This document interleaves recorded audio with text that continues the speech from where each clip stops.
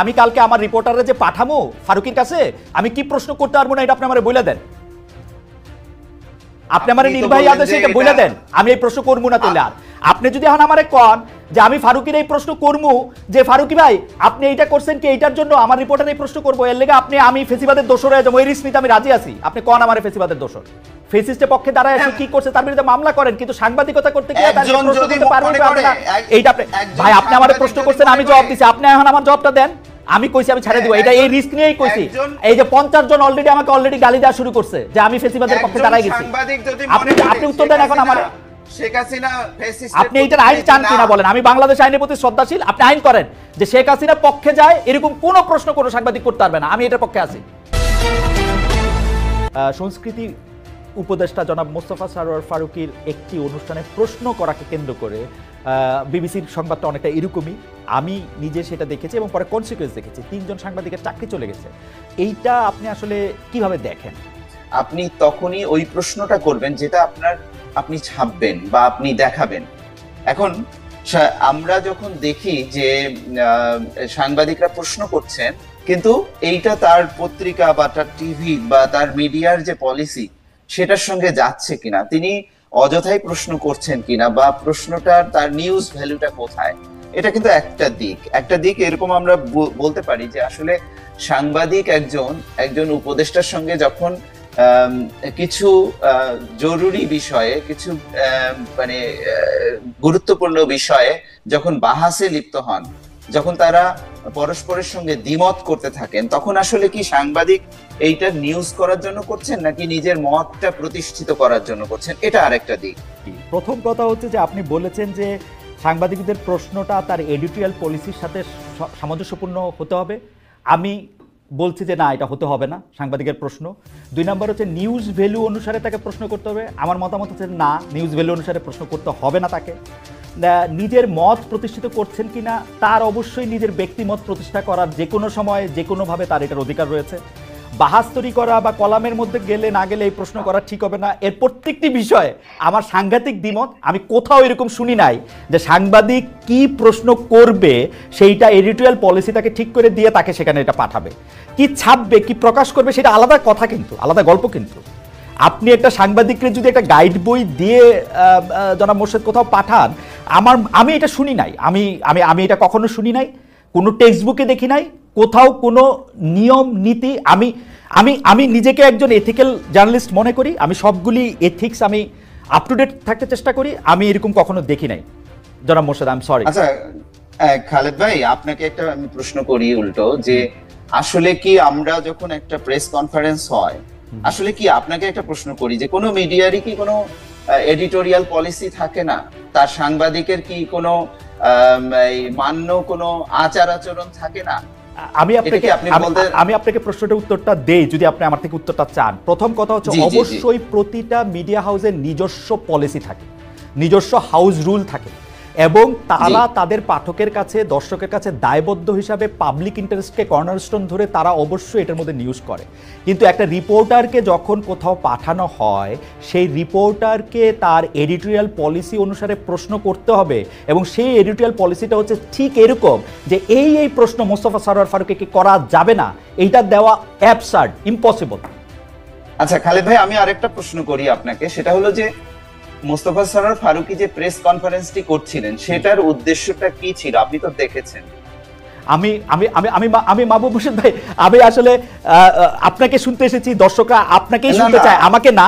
কিন্তু তারপর আমি বলি, প্রেস কনফারেন্সের উদ্দেশ্য যাই হোক, আমি একটা বাংলাদেশের কোনো একটা গুরুত্বপূর্ণ চেয়ারে প্রতিষ্ঠিত কাউকে আমি যে কোনো জায়গায় পাই, উনি যদি আমাকে অন রেকর্ড আমার ক্যামেরা খুলতে আমার সামনে অনুমতি দেন, আমি তাকে যে কোনো সময় যে কোনো অবস্থায় যে কোনো প্রশ্ন করতে পারি।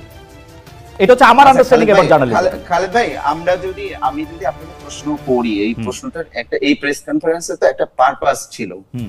আপনি ধরেন আমাদের যেটা মানে একটা কাস্টম থাকে যে আমি যে কারণে আপনার বাসায় রাতে গিয়েছি, আমাকে আপনি রাতের খাবার সেখানে খেতে ডেকেছেন, আমি কি আপনাকে ওখানে অন্য কিছু আরেকটা আপনার যেটা প্রসঙ্গ না, আপনার যেটা প্রস্তুতি নেই, সেরকম একটা দাবি করতে পারি? বা ধরেন আমি উদাহরণ দেই। ধরেন প্রফেসর ডক্টর মোহাম্মদ ইউনূস কাতার ঘুরে এসেছেন, কাতার ঘুরে এসেছেন এবং তিনি সংবাদ সম্মেলনটা করছেন যে কাতারে তার সফর নিয়ে আমি অবশ্যই তারে প্রশ্ন করতে পারি রোহিঙ্গাদের করিডোর কেন দিলেন। এই প্রস্তুতিটা থাকতে হবে উনার, দ্যাটস ওয়াই উনি ডক্টর মোহাম্মদ ইউনূস এবং এখন সরকার প্রধান হিসেবে বসছেন। সংস্কৃতি উপদেষ্টার এই এবং আপনি খেয়াল করে দেখবেন, আমি জনাব মুস্তফা সরোয়ার ফারুকীকে অনেক বাহবা দেই, তিনি কিন্তু ওই প্রশ্ন উদ্দেশ্য বিদেহ যাই থাকুক না কেন মারাত্মক ভালো সামলেছেন, তিনি ভালো পারফরমেন্স করেছেন, তিনি ভালোভাবে এটা করেছেন। তিনি আমি কিন্তু তাকে বড় ভালো পয়েন্ট দিব যে তিনি সাংবাদিকদের ভালো সামলেছেন এবং উপযুক্ত উত্তরও দিয়েছেন।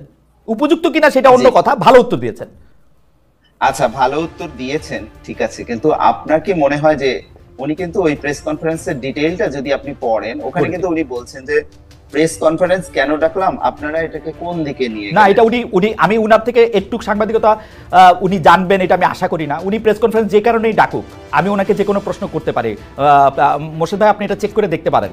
এইটা সারা পৃথিবীর সাংবাদিকরা যে কোনো সময় যে কোনো জায়গায় যে কোনো লোককে পাবে। উনি যদি অফ দ্য রেকর্ডের শিলটা না নেন, তাহলে উনি এই প্রশ্ন তাকে করতে পারবেন। আচ্ছা খালেদ ভাই, আপনি তো অনেক জি সাউন্ড মনে হয় চলে গেছে। আচ্ছা, আমি একটু প্রশ্ন করি আপনাকে, সেটা হলো আপনি তো অনেক দিন ধরে সাংবাদিকতা করছেন এবং অনেক বড় বড় জায়গায় আপনি সাংবাদিকতা করেছেন। যে কোনো জায়গায় যে কোনো পরিস্থিতিতে যে কাউকে যে কোনো প্রশ্ন করা যায়, এই বিষয়ে কিছু উদ্ধৃতি আপনি কি আমাদের দিতে পারেন? না, আমি মুখস্থ উদ্ধৃতি দিতে পারবো না, কিন্তু আমার কাছে আমি আপনাকে নিশ্চয়তা দিয়ে বলতেছি, মাহবুব হোসেন ভাই, আমি উদ্ধৃতি মুখস্থ করে আসি না, আমি আপনাকে নিশ্চয়তা দিয়ে বলতেছি। আপনি আমাকে বলছেন তো আমি অনেক জায়গায় বড় ছোট আমি মানি না। আচ্ছা মাহবুব, আমি যদি আপনাকে একটা প্রশ্ন করি, আপনি তো বাসসের সম্পাদক, প্রধান সম্পাদক, বাসসে কি আপনাদের এমন কোনো নীতি আছে যেখানে আপনারা আপনাদের সাংবাদিকদেরকে গাইডেন্স দিয়ে রাখেন যে এই প্রশ্নগুলো করা যাবে না?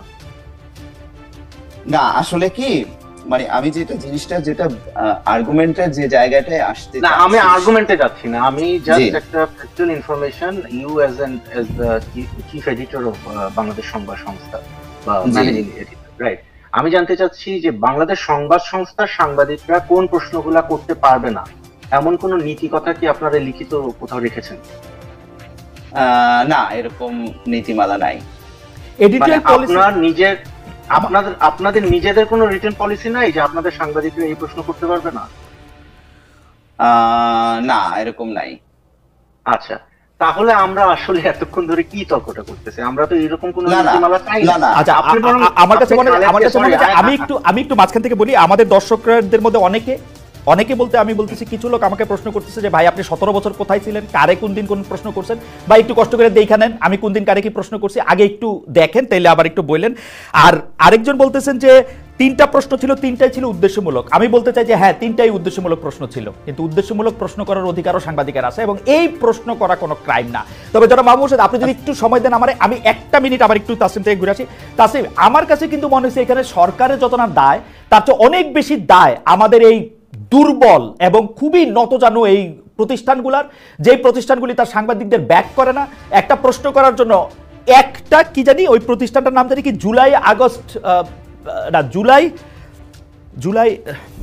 জুলাই রেভলিউশনারি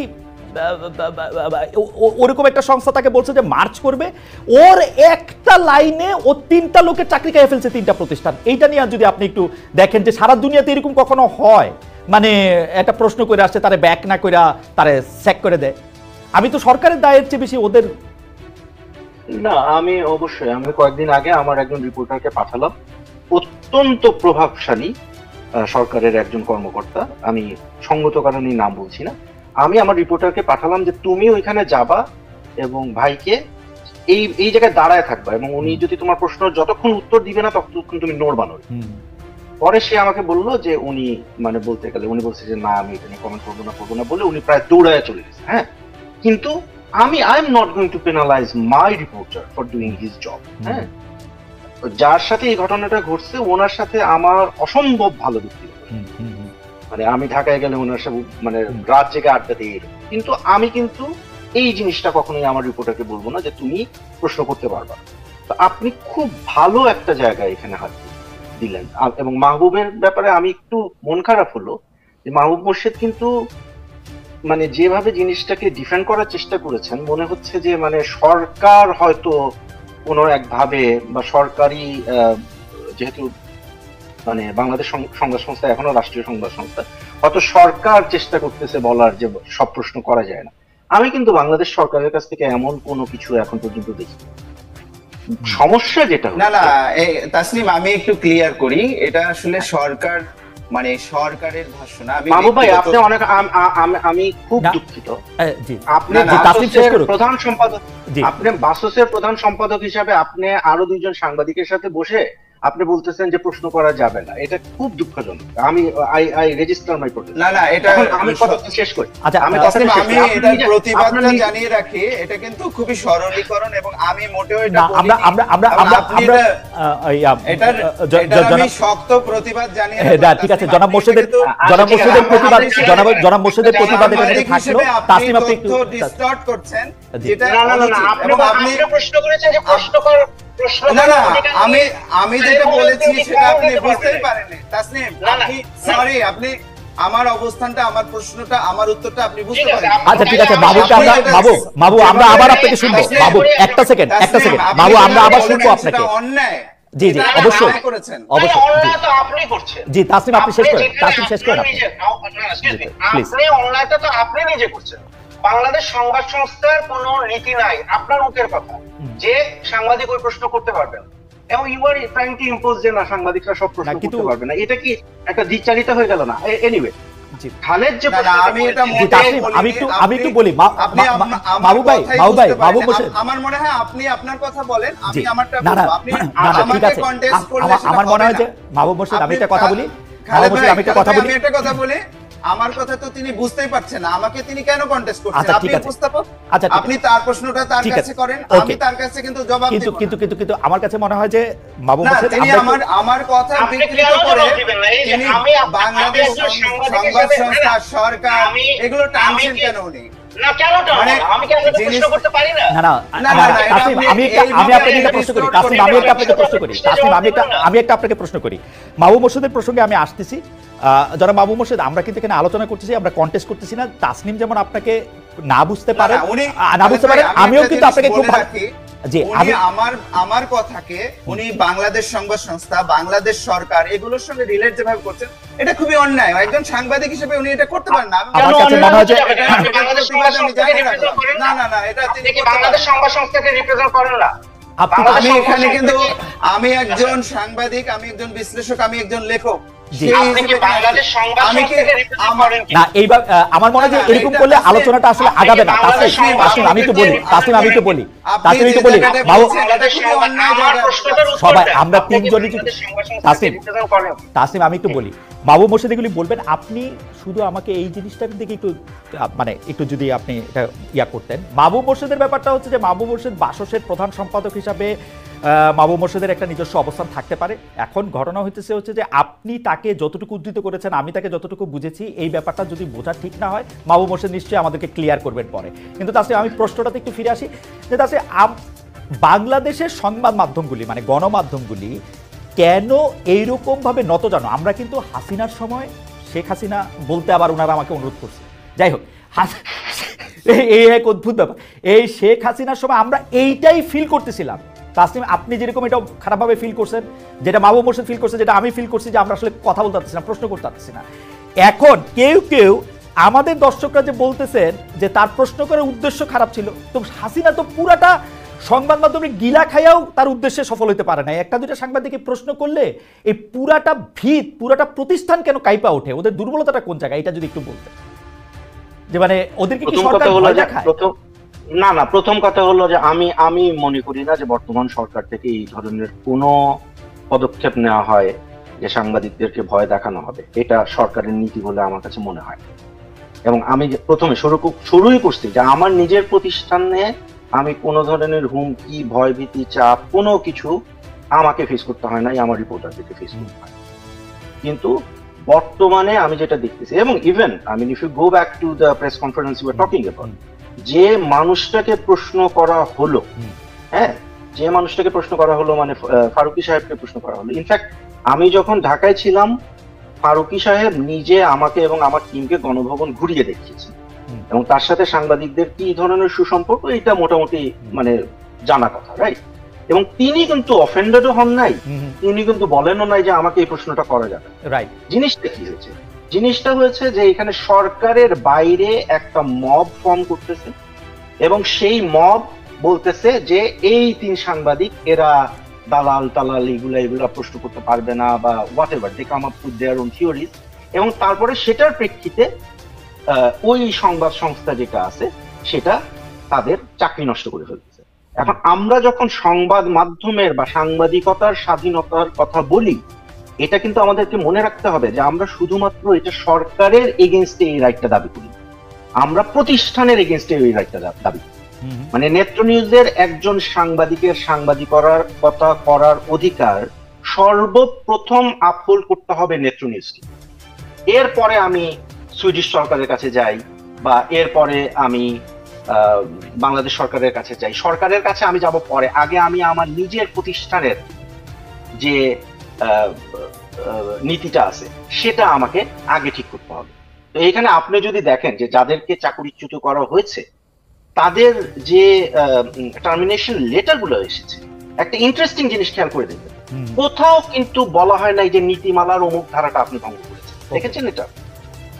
মানে নাই কি মামুর সাথে আপনি পার্সোনালি নেবেন না, আমি শুধু আপনার ফেসবুক যে লাইভে আপনি যা লিখছেন তা থেকে আমি আপনাকে একটু উদ্ধৃত করি। আপনি সেখানের মধ্যে লিখছেন যে সংস্কৃত উপদেষ্টা সাংবাদিক সম্মেলন আমি লাইভ দেখেছি, সাংবাদিক হিসেবে আমি বুঝেছি এখানে উপস্থিত কয়েকজন সাংবাদিক সলা পরামর্শ করে মব করতে গিয়েছে, তারা মোস্তফা সরোয়ার ফারুকীকে নানা প্রশ্ন করে ক্যামেরার সামনে কাবু করতে চেয়েছিলেন। আমি শুধু এই কথাটা বলতে চাই যে আপনার কাছে কি মনে হয় যে তারা মব করতে সেখানে গিয়েছিলেন? মানে আপনি যা লিখেছেন সেইটা আপনি মনে করেন কিনা? আরেকটা ফেসবুক ইয়েতে বলেছেন যে আপনি আরেকটা ফেসবুক পোস্টে বলেছেন ওই ঘটনার পরপরই যে শেখ হাসিনার মাফিয়াতন্ত্রের তল্পি বাহক ও সক্রিয় সহযোগী সাংবাদিকরা মুখ খুলতে শুরু করেছেন। এটার মাফ করবেন, এটা আর বিস্ময়কর সংবাদ নয়। আমার কথা হচ্ছে আমি আপনার এই 3 লাইনের সাথে ওই 3 লাইনের সাথে একমত পোষণ করেও আমি বলতে চাই, যদি করেও তাতে কি অসুবিধা? শেখ হাসিনা তার পুরো মিডিয়া ইন্ডাস্ট্রিজে গিলা খায়া পকেটের আইখাও কিন্তু এইটা মুখ বন্ধ করতে পারে না। আমরা এটা প্রতিবাদ করছি। 3 জন সাংবাদিক যদি মনে করেন যে তারা শেখ হাসিনার সমর্থক বা তারা এটা করতে পারবে, লেট ইট বি। জনগণ কোনটা বাইছা নেয় কোনটা বাইছা নেয় না সেটা তো আমরা তাদের দেখতে দিতে পারতে হবে। এটার মধ্যে মানে আপনার অবস্থানটা আমরা একটু শুনতে চাই, জানতে চাই এবং দর্শকদের একটু বলে দিতে চাই যারা মাহবুব মোর্শেদকে চেনেন জানেন তারা জানেন, আমরাও মনে করি, তাসনিম কি মনে করেন আমি জানি না, আমি মনে করি না যে বাসসের এমডি মাহবুব মোর্শেদের একমাত্র পরিচয়। আমি মনে করি মাহবুব মোর্শেদ একজন অধিকারের চ্যাম্পিয়ন, মাহবুব মোর্শেদ একজন মানুষের কথা বলার, মানুষের অধিকারের কথা তিনি বলে আসছেন গত অনেক বছর ধরে এবং এর জন্য তাকে অনেক হেনস্থাও হইতে হয়েছে। আমি যদি বলি যে 2-1 বার তাকে পেশাগত জায়গা ছেড়ে যেতে হয়েছে এই কারণেও, সেই জায়গা থেকে আমাদের একটা প্রশ্ন, যারা মাহবুব মোর্শেদ প্রশ্ন করলে কি অসুবিধা? আমরা তাদের চিনলাম। আচ্ছা খালেদ ভাই, আপনাকে অনেক ধন্যবাদ। এখানে আমি যেটা তাসনিমের ক্ষেত্রে যেটা বলেছি, তাসনিমের সঙ্গে যেটা আমি দ্বিমত পোষণ করেছি, সেই জায়গাটা হলো যে আমি মানে তাসনিম কোন জায়গায় আসছেন যে আমি বাংলাদেশ সংবাদ সংস্থার প্রধান সম্পাদক এবং এমডি, সেই জায়গাটা ধরে এবং সরকারের অবস্থান কি না, এটা আমি মনে করি যে জিনিসটা হলো কি, আপনি যখন একজন বক্তাকে এই জায়গায় নিয়ে আসবেন তখন কিন্তু এটা তার একটা সীমাবদ্ধ অবস্থান তৈরি করে। আমি এখানে আর একজন ফ্রি জার্নালিস্ট না বা ফ্রি একজন সাহিত্যিক বা বিশ্লেষক কিন্তু আর থাকতে পারি না। তাসনিম বলছেন যে সরকারের অবস্থানটা তিনি আগেই জানেন, আমি যা বলছি সেটা কি সরকারের অবস্থান কি না, মানে তিনি আমাকে কিন্তু জিনিসটা যেটা করছেন, উনি একটা অবৈধ প্রশ্ন এখানে উত্থাপন করছেন যে আমি এখানে তাহলে একটা নির্ধারণ করে দিতে হবে আপনাকে, আমি এখানে মাহবুব মোর্শেদ হিসেবে কথা বলছি নাকি বাসসের এমডি হিসেবে কথা বলছি না সরকারের একজন প্রতিনিধি হিসেবে কথা বলছি। আমি একটু মাঝখান থেকে বলি, মাহবুব মোর্শেদ ভাই আপনি চাইলেও এখন আর শুধু মাহবুব মোর্শেদ হিসেবে কথা বলতে পারবেন না, আপনি বাসসের এমডি, আপনাকে থাকতেই হবে। অবশ্যই আপনি আমাকে ওই অবস্থানে ঠেলে দিতে পারেন, জি, কিন্তু আমি যখন আমার ব্যক্তিগত মতামত দিচ্ছি বা বিশ্লেষণ করছি, আমি কোনো মতামত দেইনি, আমি পাল্টা প্রশ্ন করেছি আপনাকে কয়েকটা, আমি কিন্তু নিজের মতামত এই আগের সেশনে দেইনি। কিন্তু তাসলিম অবৈধভাবে আমাকে টেনেছেন ওইদিকে, তিনি সরকারের অবস্থান জানেন, জেনে আমাকে কিন্তু ওই অবস্থানটা উনি কনফার্ম করতে বলছেন যে সরকার তো প্রশ্ন করার ক্ষেত্রে বাধা দিচ্ছে না, আপনি কেন প্রশ্ন করাকে প্রশ্ন করছেন। মানে তাসলিম কিন্তু এখানে একটা অবৈধ একটা প্রশ্ন এই বিষয়টাকে অ্যানালজি টানতে চেষ্টা করেছেন, যেটার তীব্র প্রতিবাদ আমি জানিয়ে রাখলাম। দ্বিতীয় যে প্রশ্নটা সেটা হলো যে আপনি যে আমার 2 স্ট্যাটাসের উদ্ধৃতি দিয়েছেন, এখন আপনি প্রশ্ন করতে পারেন বা তাসনিম প্রশ্ন করতে পারে এটা কি সরকারের অবস্থান? না, এটা সরকারের অবস্থান না। কিন্তু আমার তারপরেও প্রশ্ন, যদি তাও হয় যে ফেসিস্ট একটা সম্মতি উৎপাদন করতে তারা চাইতেছেন, এটা আপনি বাধা দিয়ে ঠেকাবেন, মানে আপনি আইন করবেন যে না এটা করা যাবে না? খালেদ ভাই, বড় মাঠে নিয়ে যাওয়া কি মানা আছে? না না, মানা নাই, মানা নাই। আমি প্রশংসা করেই বললাম মানা নাই। আমি বলতেছি যে আপনি এটা কি ঠেকাবেন আইন করে? জিনিসটাকে খালেদ ভাই, আপনি জিনিসটাকে ছোট মাঠে রাখতে চাইছেন। না, আমি রাখতে চাইছি না, আমি বলতেছি আপনি নিয়ে গেছেন। তাহলে আমি বড় মাঠে গেলে আপনার অসুবিধা? আমি তো অসুবিধার কথা বলি নাই রে ভাই, আমি আপনাকে বলছি যে আপনি বড় মাঠে নিয়ে গেছেন, এখন আপনি জবাব দেন যে আপনি এটা আইন করে নিষিদ্ধ করতে চান কিনা, যে না ফেসিবাদের পক্ষে শেখ হাসিনার পক্ষে যায় এরকম কোন প্রশ্ন কোন সাংবাদিকরা করতে পারবে না, এটা কি আপনি আইন চান? দেখেন খালেদ ভাই, এখানে কিন্তু অসংখ্য মানুষ শহীদ হয়েছেন, অসংখ্য মানুষ আহত হয়েছেন, এবং সেই জিনিসটা আমি স্পেসিফিক আপনার প্রশ্নের উত্তর আমি দিব, অসংখ্য মানুষ শহীদ হয়েছেন, অসংখ্য মানুষ আহত হয়েছেন।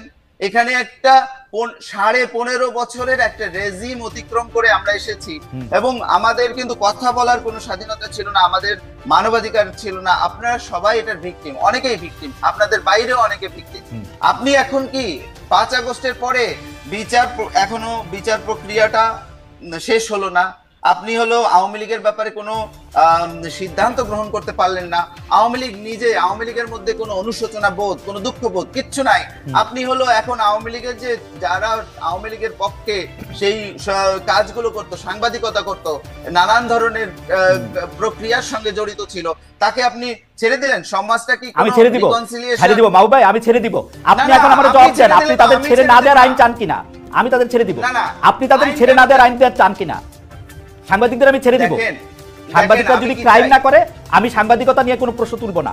সাংবাদিকরা যদি ক্রাইমের সাথে যে জড়িত তাকে আটকাবো। সাংবাদিকের বিরুদ্ধে হত্যা মামলার পক্ষে আমি না। ক্রাইম এর চেয়ে খালেদ ভাই, একটা ফ্যাসিস্ট রেজিমের পক্ষে দাঁড়ানো, একটা হত্যাকারীর পক্ষে দাঁড়ানো, এর চেয়ে বড় অপরাধ আর কি হতে পারে? আপনি তার বিরুদ্ধে মামলা করেন, ফেসিস্টের পক্ষে দাঁড়ায় সে কি করছে তার বিরুদ্ধে মামলা করেন, কিন্তু সাংবাদিকতা করতে গিয়ে তার প্রশ্ন করতে পারবেন না। এইটা ভাই আপনি আমারে প্রশ্ন করছেন, আমি জবাব দিছি, আপনি এখন আমার জবাবটা দেন। আমি কইছি আমি ছেড়ে দিব, এটা এই রিস্ক নিয়েই কইছি। এই যে 50 জন আমাকে অলরেডি গালি দেওয়া শুরু করছে যে আমি ফেসিবাদের পক্ষে দাঁড়াই গেছি। আপনি উত্তর দেন এখন আমারে। শেখ হাসিনা ফ্যাসিস্ট, আপনি এটার আইন চান কিনা বলেন? আমি বাংলাদেশ আইনের প্রতি শ্রদ্ধাশীল, আপনি আইন করেন যে শেখ হাসিনার পক্ষে যায় এরকম কোন প্রশ্ন কোনো সাংবাদিক করতে পারবে না, আমি এটার পক্ষে আছি, আপনি আইন করেন। খালেদ ভাই আপনি তো আইনের ছাত্র। আমি আইনের ছাত্র না, আমি সাংবাদিকতার ছাত্র। আইন না, এটার বিচার হচ্ছে, এটার বিচার প্রক্রিয়া অব্যাহত আছে এবং এই বিচার প্রক্রিয়াটা চলছে। এটার জন্য আইন করতে হবে না, এখানে বিচার করলেই যথেষ্ট। এবং আমরা মনে করি করতে হবে, মানে আপনি কি করতে হবে বলে দেন মাহবুব, আপনি কি করতে হবে বলে দেন। আমি কালকে আমার রিপোর্টাররা যে পাঠামো ফারুকের কাছে, আমি কি প্রশ্ন করতে পারবো না এটা আপনি আমারে বলে দেন। আপনি আমার নির্বাহী আদেশে এটা বলে দেন, আমি এই প্রশ্ন করবো না। তাহলে আর আপনি যদি এখন আমারে কন যে আমি ফারুকের এই প্রশ্ন করবো যে ফারুকি ভাই আপনি এইটা করছেন কি এইটার জন্য আমার রিপোর্টার এই প্রশ্ন করবো, এর লেগে আমি ফেসিবাদের দোষর হয়ে যাবো, এই রিস্ক নিতে আমি রাজি আছি। আপনি কন আমার ফেসিবাদের দোষর। খালেদ ভাই, আপনি তো বললেন যে পৃথিবীর বিখ্যাত সব সাংবাদিকরা বিভিন্ন বইয়ে বিভিন্ন জায়গায় লিখেছে, যে কোনো জায়গায় যে কাউকে যে কোনো পরিস্থিতিতে যে কোনো প্রশ্ন করা যায়। জি মনে করি তো, মনে করি তো। এখন আমি তো এটা মনে করি না, আমি তো মনে করি যে আপনি যখন রাস্তা দিয়ে হাঁটছেন, আপনি যখন একটা প্রাইভেট ইয়েতে আছেন তখন প্রশ্ন করা যায় না। আপনি যখন আমারে বাজেট নিয়ে সংবাদ সম্মেলন ডাকছেন তখন আমি হলো এটা কি অন্য কিছু নিয়ে এটা আপনি মনে করেন, কারণ এটা হচ্ছে সাংবাদিকতা সম্পর্কে আপনার ধারণা। আপনার ধারণাকে আমি সম্মান করি, কিন্তু আমি মনে করি এরকম ধারণা আমি কখনো দেখি নাই। আপনি যখন দেখবেন আপনি আমাকে শিখায়েন। আমি আপনার একটা কথা বলি ভাই, কেউ যদি আমার সাথে কথা না বলতে পারে সে একটা জিনিস কয় অফ দ্য রেকর্ড। আমি অন রেকর্ড বলতেছি, আপনার উপদেষ্টা পরিষদে এখনো 8 জন উপদেষ্টা আছে যারা আমার সাথে অফ দ্য রেকর্ড এমন অনেক কিছু বলছে যেটা আমি বললে এখন অনেক রকম ঝামেলা হবে, আমি এটা জীবনে বলবো না, অন মাই ডেড বডি। কিন্তু আমি ক্যামেরা খোলার পরে উনি যা বলবে আমি সবকিছু ছাপানোর অধিকার রাখি। হ্যাঁ, আপনি অবশ্যই সবকিছু ছাপানোর করেন। আমি যেটা দেখতে পাচ্ছি সেটা হলো যে আমি যদিও বাসসের এমডি এবং প্রধান সম্পাদক, কিন্তু জিনিসটা হলো যে আপনাদের কথা শুনে যেটা বুঝতে পারছি যে উপদেষ্টাদের সঙ্গে সরকারের নীতি বিষয়ে আপনারা আমার চেয়ে বেশি ওয়াকিবহাল এবং বেশি হলো এটার সাথে। এটা কখন বললাম মাহবুব ভাই? আমরা কখন বললাম? আমি বললাম যে আপনার উপদেষ্টা পরিষদে অন্তত 8 জন উপদেষ্টা আমার সাথে অফ দ্য রেকর্ড অনেকগুলি কথা বলছে, এটা আমি জীবনে ছাপাবো না। খালেদ ভাই, সেটা তার ব্যক্তিগত কথাও হইতে পারে, সরকার নিয়েও তো না হইতে পারে। আপনি বললেন 8 জন উপদেষ্টার কথা। এখন বিষয়টা হচ্ছে কি, আমার যেটা ধারণা, এটা আমি বলি, সেটা হলো যে ফ্যাসিস্ট রেজিম আমরা অতিক্রম করে এসেছি, যেটাকে পরাজিত করেছি, হ্যাঁ, সেই রেজিমের বিচার করতে হবে, সেই রেজিমের যারা সহযোগী তাদের বিচার করতে হবে, এবং সেই রেজিমকে যারা সেভ করতে চায়, যারা হলো শেখ হাসিনাকে হত্যাকারী মনে করে না, যারা এই 1400 শহীদের যে হত্যাকাণ্ড সেটাকে ছোট করতে চায়, তাদেরও আমরা চাইবো বিচার হোক। এটা আমার একজন, আমি সাংবাদিক হিসেবে বলেন, লেখক হিসেবে বলেন, অ্যাক্টিভিস্ট হিসেবে বলেন, এটা আমার অবস্থা। আচ্ছা, আমি বলি মাহবুব ভাই, সিরিয়াসলি আপনাকে ওই সাংবাদিক যখন ওকে প্রশ্ন করছে যে আমি কি জানি 1400 আপনি কেন এরকম করে বলতেছেন বিচার হওয়ার আগে, আমি প্রশ্নটাকে ভালো প্রশ্ন মনে করি না, আবারও বলি একটু টিকা দিয়া, কিন্তু আপনি মনে করেন যে সে শেখ হাসিনার পক্ষে দাঁড়া গেল, শেখ হাসিনার পক্ষে তার অবস্থান, আপনি যেটা মনে করছেন সেটা সেরকম? আপনি বিডি নিউজে ডিটেইল আছে, বিবিসিতে ডিটেইল আছে, আমি ডিটেইল পড়ছি ভাই। আমরা এরকম অনেক প্রশ্ন, মাহবুব ভাই আমি আপনাকে বলি, আমি এরকম অনেক প্রশ্ন করি যেটার উত্তরটা আমার মনে ডিফারেন্ট। আমার এটা কাজ রে ভাই, আপনি একটা যে কোনো জায়গায় প্রশ্ন করলেই এই প্রশ্নের পক্ষে সে দাঁড়ায় গেলে এটা মনে করা এক ধরনের জুজুর ভয় দেখা।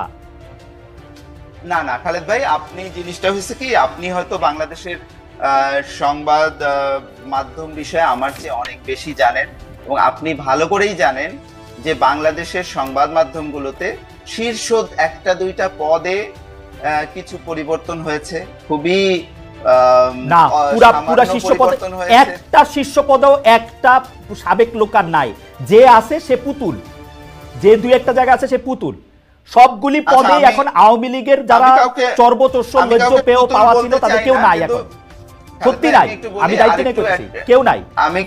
আমি কাউকে পুতুল বলায় খুবই সমর্থন করি না, কিন্তু আমি একটা কথা বলি যে ব্যবস্থাটা ছিল, যেভাবে এই সিনিয়র লেভেল, মিড লেভেল এর সাংবাদিকরা যেভাবে আওয়ামী লীগের তোষামোদ করতেন, সেই তোষামোদি ব্যবস্থা টিকে আছে, কাউকেই কোনো প্রশ্নের সম্মুখীন হয় নাই। এমনকি যখন শেখ হাসিনা গণহত্যা চালাচ্ছিল, তখন যারা গণভবনে উপস্থিত হয়ে সেই গণহত্যায় সমর্থন দিয়েছে, তাদের কাউকেও কোনো আইনগত বা সামাজিকভাবে কোনো প্রশ্নের সম্মুখীন হতে হয়নি। আমার কাছে মনে হয় যে এটা একটা বড় কাজ। মাহবুব ভাই আপনি কি বললেন? ওদের মধ্যে থেকে 2 জন তো জেলে এখনো, শাকিল রূপা, তারপরে হচ্ছে মোজাম্মেল বাবু জেলে, নঈম নিজাম পলাতক, ফরিদা আক্তার পলাতক, কই আছে আমরা জানি না। আপনি গাজী টিভিতে কে আছে, ওই টিভিতে কে আছে, পত্রিকায় কে আছে, আমরা তো কাউরে দেখি না। এখন প্রথম আলো ডেইলি স্টারের সম্পাদক যে যার জায়গা মতো আছে, এছাড়া সমকালে এখন কে আছে? সমকালের আগের সম্পাদক কি এখন আছে? যুগান্তরে আছে আগের সম্পাদক? আমার দেশে আছে? আপনি কোন উদাহরণ দিচ্ছেন আমি বুঝতেছি না মাহবুব মোর্শেদ ভাই। আমি জাস্ট আপনি আমি একটু আপনার কাছে একটু অন্য জায়গায় যাই। আমার কাছে মনে হয় যে আপনি তাসনিম খলিলের কথা একটু রাইগা আছেন, আপনি একটু রাগটা সামলান। আমারে মানুষ প্রশ্ন করতেছে, এটা অ্যানালজি টেনেছেন তিনি, সরকারের অবস্থানটা ব্যক্ত করে আমাকে হলো সরকারের, কারণ আপনি পক্ষে না না, এটা তিনি অবৈধ, এটা তিনি করতে পারেন না। আচ্ছা এটা আপনি, আচ্ছা আমার মনে যে মাহবুবের কথা বলছে, আমি একটা প্রশ্ন জবাব দিয়ে নি। তাসিম আমার একটা প্রশ্ন করছে, সেই প্রশ্নটা আমি আপনাকে করতে চাই। আমরা যে এখানে এত বড় বড় গলায় কথা কইতেছি, আপনি এখন সুইডেনে আছেন, আমি কয়দিন আগে পর্যন্ত জার্মানিতে ছিলাম। জার্মানির ডয়েচে ওয়েলের ওয়েবসাইটে এখনো মনে হয় আমার রিলেটেড রিপোর্ট বা আমার রিলেটেড কথাই সবচেয়ে বেশি। আমরা কি পারতাম দ্বিতীয় বিশ্বযুদ্ধের পর হিটলারকে সাপোর্ট করে এরকম কোনো প্রশ্ন করতে? আমরা কি পারতাম ফ্যাসিজমের পক্ষে হয়ে একটা কথা বলতে? আমরা কি পারতাম ডয়েচে ওয়েলেতে থাকতে সময় আমি কি হিটলার নামটা উচ্চারণ পর্যন্ত করতে পারতাম? এই প্রশ্নগুলি করা হচ্ছে, এইটা যদি আপনি একটু উত্তর দেন, কারণ মানে আমি আজকে মনে হয় একটু বেশি কথা বলে ফেলতেছি। ওই এখন যে দেশে আছি সেই দেশটার কথা বলি। ডোনাল্ড ট্রাম্প থেকে শুরু করে মার্কিন কোনো প্রেসিডেন্ট কিন্তু তার পছন্দের প্রশ্নকর্তার বাইরে কোনো প্রশ্নকর্তাকে হোয়াইট হাউসের ওই গার্ডেনে আমন্ত্রণই জানান না। কখনো যদি ভুলে ভালে আমন্ত্রণ জানান, আপনি জানেন আমি কার কথা বলতেছি, 2018 সালে উনি কিন্তু তাকে বাইর করে দিয়েছেন। সিএনএন তার পাশে দাঁড়াইছে, অনেক কষ্ট করে তার প্রশ্ন করার অধিকার তার ফেরত আনতে হয়েছে। তো এটা তো মোরলেস তাই চলে। বাংলাদেশেই বা কেন চলবে না? মোস্তফা সরোয়ার ফারুকী কেন, মোস্তফা সরোয়ার ফারুকী ভালো মানুষ সহ্য করছেন, কিন্তু মাহবুব মোর্শেদ কেন সহ্য করবেন? মানে উনি এই প্রশ্ন কেন তার সহ্য করতে হবে যেখানে রক্তের দাগ এখনো শুকায় নাই? না না, সেটা তো অবশ্যই, কিন্তু আরেকটা জিনিস তো দেখতে হবে যে মাহবুব মোর্শেদরা বলেন বা মোস্তফা সরোয়ার ফারুকী বলেন, তারা তো বর্তমানে শাসকের আসনে আছেন। এবং উইথ অল ডিউ রেসপেক্ট, মানে মাহবুব মোর্শেদ কোনো একটা কারণে আমার উপর হঠাৎ করে খেপে গেছেন, যাই হোক অবৈধ কোনো একটা কাজ করছি সেই কারণে, কিন্তু ঘটনা হলো গিয়ে যে আমি তো ওনার যে commitment towards democracy in Bangladesh, এটাকে তো আমি কোনোভাবেই অস্বীকার করতে পারবো না। আমি যখন নির্বাসনে, তখন এই মাহবুব মোর্শেদরা ঢাকা শহরে দাঁড়াইছে রাস্তায়, এটা তো আমরা অস্বীকার করতে পারবো। But at the same time Mahbub মোর্শেদদেরকেও বুঝতে হবে যে যখন তারা শাসকের আসনে বসবেন, তখন কিন্তু তাদেরকে প্রশ্নগুলো ফেস করতে হবে এবং মাথা ঠান্ডা রেখে সেই প্রশ্নগুলোর উত্তর তাদেরকে দিতে হবে, যেটা ফারুকী সাহেব কিন্তু খুবই চমৎকার ভাবে করছেন।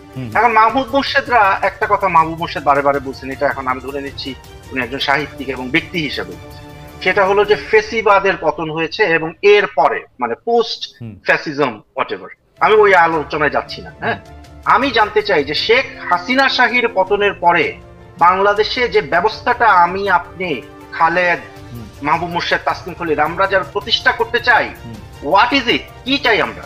আমরা কি গণতন্ত্র চাই? আমরা কি নতুন কোন ধরনের আই ডোন্ট নো বাকশাল টাইপের কোনো কিছু চাই? তাসনিম, আমি মানুষের সাথে কথা কয়ে যেটা বুঝছি, এইটা আপনি আমার একটু বুঝান তো। আসলে আমরা এখন গণতন্ত্র চাই, কিন্তু যারা 15 বছর ধরে গণতন্ত্রের প্রতিটা প্রতিষ্ঠানকে গলাটিপা হত্যা করছে বলে আমরা দাবি করি, তাদেরকে আমরা আবার একটা প্ল্যাটফর্ম দিব কিনা গণতন্ত্র প্রতিষ্ঠান নামে, এই প্রশ্নটা অনেকে আমারে করে। আমারে এটা বলে যে ভাই আপনি কেন, আপনি কাউকে ডিপ্ল্যাটফর্ম করতে হলে আপনি কোন নাগরিককে আপনি ডিপ্ল্যাটফর্ম করতে পারবেন, আপনি ডিপ্ল্যাটফর্ম করতে পারবেন, আপনি রেস্ট্রিক্ট করতে পারবেন ক্রিমিনালকে, তাকে আপনি জেল দিতে পারবেন, তাকে আপনি নিষিদ্ধ করতে পারবেন, তারে আপনি বাংলাদেশের আইন সম্ভবত আপনি ফাঁসিও দিতে পারবেন, কিন্তু কোন নাগরিককে তার সিভিল রাইটস আপনি হরণ করতে পারবেন না। এখন সে একজন মানুষ আওয়ামী লীগ করে, সে কোনো খুন করে নাই, সে কোনো চুরি করে নাই, সে যা ছিল তার কাছে মনে হয় যে শেখ মুজিবুর রহমান। তাসিম, আপনি খুবই গুরুত্বপূর্ণ একটা জায়গা আছেন, আপনি শেষ করলে আমি এই ব্যাপারে একটু মাহবুব মোর্শেদের মানে প্রশ্ন না আমি বলতে চাই, একটা লোক আওয়ামী লীগের সমর্থক আছে না বাংলাদেশে আমরা তো ওই যে আমরা এগুলো নিয়ে হাসাহাসি করতাম, ওই এক লোক সে জীবনে স্যান্ডেল পরে নাই কারণ শেখ মুজিব এই মাটিতে ঘুমায় আছে, তো তখন সবাই বলতো যাতে এই লোক বাথরুম করে কোথায়। I mean I being very like maybe non veg here. হ্যাঁ, কিন্তু ঘটনা হলো আপনি ওই লোককে কোন ধারায় আটকাবেন যে না সে আওয়ামী লীগের সমর্থন, তারা এখন জেলে পাঠিয়ে দিবেন? এই বাংলাদেশ আপনি চাইছি, এই বাংলাদেশ তো আপনি চাইনি কেন? এর আগে আমরা দেখি নাই মানে জামাত শিবিরের কথা বলে একটার পর একটা এক্সট্রাজুডিশিয়াল এক্সিকিউশন করা হয়েছে, জামাত শিবিরের নেতাদের ছেলেদেরকে আপনার বছরের পর মীর আহমেদ বিন কাসেমের ছেলে 8 বছর সে র্যাবের TFI 1 ছিল, কিসের নামে? যে ওরা একটা ক্রিমিনাল। আমার কথা হলো আপনি যদি কাউকে ক্রিমিনালাইজ করতে হয় আপনি আইনের মাধ্যমে করবেন। আপনার একটা কথায় আমার আপত্তি আছে, আপনি বলছেন যে ওইটাকে প্রশ্ন করারে অবৈধ করে দেন, আমি আইন বানায় অবৈধ করে দেন, আমি সেই আইনের বিরুদ্ধে দাঁড়াবো, ঠিক আছে? কারণ আমার গণতান্ত্রিক পদ্ধতি হলো আপনি গণতান্ত্রিক আইনের মাধ্যমে আপনি মানুষকে কার্টেল করতে পারেন। এখানে বাংলাদেশে আমরা তাইলে চাচ্ছিটা কি? আমরা আরেকটা শেখ হাসিনারে বসাবো, এখানে আরেকটা শেখ হাসিনা বানাবো? তাসনিম, আমরা একটু খুব দ্রুত প্রশ্নগুলির মধ্যে আসি। যারা মাহমুদ মোর্শেদ, আপনি যদি এটা অ্যাড্রেস করেন যে আমরা আসলে কারো সিভিল রাইট হরণ করতে পারি কিনা, যে প্রশ্নটি তাসনিম তুললেন এখন। না, আমরা অবশ্যই কারো সিভিল রাইট হরণ করতে পারি না। যারা সাংবাদিকতা করছে তাদের রাইট হরণ করতে পারি না। যারা কোনো একটা মতাদর্শ ধারণ করার জন্য তার রাইট হরণ করতে পারি না। কেউ যদি আওয়ামী লীগ করে এবং সে যদি নিরপরাধ হয় তার রাইটও হরণ করতে পারি না। কিন্তু যে হত্যাকারী, যারা এই যে জুলাই আগস্ট মাসে এতগুলো হত্যাকাণ্ড ঘটিয়েছে, যারা এর আগে অসংখ্য গুম খুন এইগুলো ঘটিয়েছে, তাদের বিচার হতে হবে, শাস্তি হতে হবে এবং তাদের সহযোগীদের বিচার হতে হবে এবং যারা তাদের পক্ষে দীর্ঘ 15.5 বছর ধরে সম্মতি উৎপাদন করেছে, তাদের পক্ষে ন্যারেটিভ তৈরি করেছে, তাদের বিচার হতে হবে। মাহবুব মোর্শেদ, আমার একটা এক সেকেন্ড জনাব খলিল, এক সেকেন্ড আমি ভুলে যাব একটা সেকেন্ড। জনাব মাহবুব মোর্শেদ, আপনি কি মনে করেন যে এই 3 সাংবাদিক চাকরিচ্যুত হয়েছেন তারা গত ফ্যাসিস্ট সরকারের সময় সম্মতি উৎপাদকদের মধ্যে কেউ ছিলেন? মানে ওনাদের প্রশ্ন ফলো করলেই আপনি বুঝতে পারবেন যে তারা শেখ হাসিনাকে 1 নম্বর হলো হত্যাকারী মনে করছে। ওকে, আপনি মনে করতেছেন তারা ওই বিগত রেজিমের সম্মতি উৎপাদকদের মধ্যে ছিলেন? না, বিগত রেজিমে ওই প্রেস কনফারেন্স আপনি অ্যানালাইজ করেন, তারা মনে করছেন শেখ হাসিনা তারা প্রশ্ন করছেন, মনে করছেন না, কিন্তু তারা প্রশ্ন করছেন। দুই জিনিস। প্রশ্ন কিন্তু তারা মতামত দিচ্ছেন যে তারা আর্গুমেন্ট করছেন, তারা বিতর্ক করছেন। ওকে, আমার মনে হয় এবার খলিল বলেন। আমার প্রশ্নটা জি খলিল বলেন। আমার প্রশ্নটা জি বলেন। আবু মোর্শেদ, আমি যতদূর জানি আপনি গণতন্ত্রে বিশ্বাসী একজন মানুষ, আইনের শাসনে বিশ্বাসী একজন। যখন শেখ হাসিনাকে কোনো দিন কালে মানে কোনো কালে যদি শেখ হাসিনাকে বাংলাদেশের কোনো একটা আদালতে হাজির করা হয় এবং সেখানে তাকে ডিফেন্ড করে, তার তো এজ এ একিউজড, তার তো ডিফেন্স পাওয়ার অধিকার আছে। আমি মনে করি যে আপনারা এখনো এটা অস্বীকার করবেন না। তখন যদি তার উকিলরা বলে যে উনি একটাও খুন করে নাই, বাংলাদেশে 1400টা লোক মারা যায় নাই, তাইলে কি আপনারা ওই আইনজীবীর অধিকারটা হরণ করবেন? জনাব আবু মোর্শেদ, দেখেন উকিলের পেশা একটা, সাংবাদিকতার পেশা একটা। সাংবাদিকরা যখন উকিলের ভূমিকায়, শেখ হাসিনার উকিলের ভূমিকায় অবতীর্ণ হয়, সেটাকে আমি সাপোর্ট করব না, কিন্তু উকিল যখন উকিলের ভূমিকায় অবতীর্ণ হবে সেটাকে সাপোর্ট করব। ওকে, উনার বক্তব্য পরিষ্কার, আমি এটা নিয়ে আর কথা বলতে চাই না। সাংবাদিকরা উকিলের ভূমিকায়, ওকে ফাইন। আমার মনে হয় যে